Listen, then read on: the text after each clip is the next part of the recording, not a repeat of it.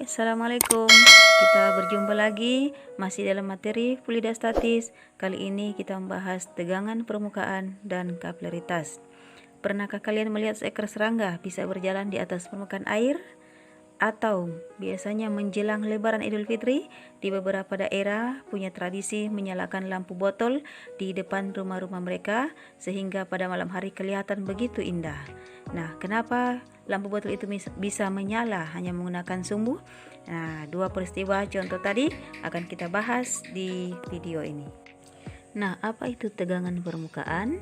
Tegangan permukaan zat cair adalah kecenderungan permukaan zat cair untuk menegang. Akibatnya, permukaan zat cair seperti memiliki suatu lapisan elastis. Tegangan permukaan diakibatkan oleh kohesi, yakni gaya tarik-menarik molekul yang sama pada zat cair. Partikel-partikel di permukaan zat cair ditarik oleh partikel-partikel di samping dan di bawahnya, tetapi tidak ditarik oleh partikel-partikel di atasnya. Akibatnya, timbul resultan gaya berarah ke bawah yang bekerja pada permukaan zat cair. Resultan ini menyebabkan permukaan zat cair seakan-akan tertutup oleh selaput yang elastis. Oleh karena tegangan permukaan, setetes cairan cenderung membentuk bola. Karena bentuk bola itu, zat cair mendapat daerah permukaan tersempit. Tegangan permukaan suatu zat cair didefinisikan sebagai gaya setiap satuan panjang yang dirumuskan sebagai berikut. Nah, permukaan zat cair yang seperti memiliki lapisan elastis itulah yang menyebabkan serangga bisa berjalan di atas permukaan air. Sekarang kita lanjut membahas kapilaritas ya. Peristiwa kapilaritas adalah naik turunnya permukaan zat cair melalui pipa kapiler.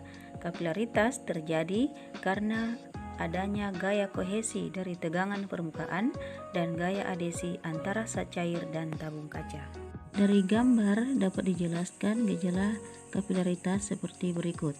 Permukaan raksa berbeda dengan permukaan air.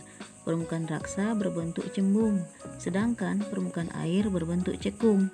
Hal ini disebabkan oleh gaya ikat antara molekul atau kohesi raksa lebih besar daripada gaya ikat molekul raksa dengan dinding kaca atau adhesi. Sebaliknya, kohesi pada air lebih kecil daripada adhesi air dengan dinding kaca. Itulah sebabnya sudut kontak antara raksa dengan dinding kaca lebih besar daripada sudut kontak air dengan dinding kaca. Dan berikut ini adalah skema gaya-gaya yang bekerja di sekitar sudut kontak. Kenaikan atau penurunan zat cair pada pipa kapiler disebabkan oleh adanya tegangan permukaan yang bekerja pada keliling persentuhan zat cair dengan pipa. Tegangan permukaan tiap titik sepanjang keliling persentuhan dapat diuraikan menurut sumbu X dan Y. Komponen X saling meniadakan, sedang komponen Y menghasilkan resultan gaya sebesar 2πr gamma cos theta. Gaya ini mengakibatkan air dalam kapiler naik sebesar H. Apabila berat zat cair yang naik dalam pipa sebesar W, dalam keadaan setimbang, gaya ke atas sama dengan berat kolom fluida seperti berikut. Karena pada arah horizontal atau sumbu X tegangan permukaan saling meniadakan, maka tegangan permukaan hanya pada arah vertikal.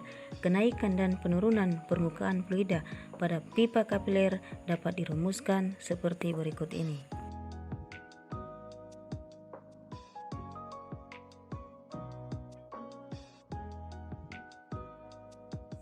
Contoh peristiwa tegangan permukaan dalam kehidupan sehari-hari diantaranya seperti berikut ini.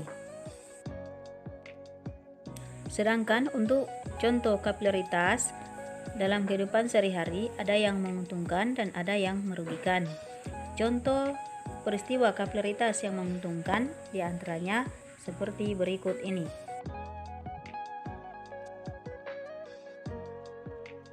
Sedangkan contoh peristiwa kapilaritas yang merugikan diantaranya seperti berikut ini.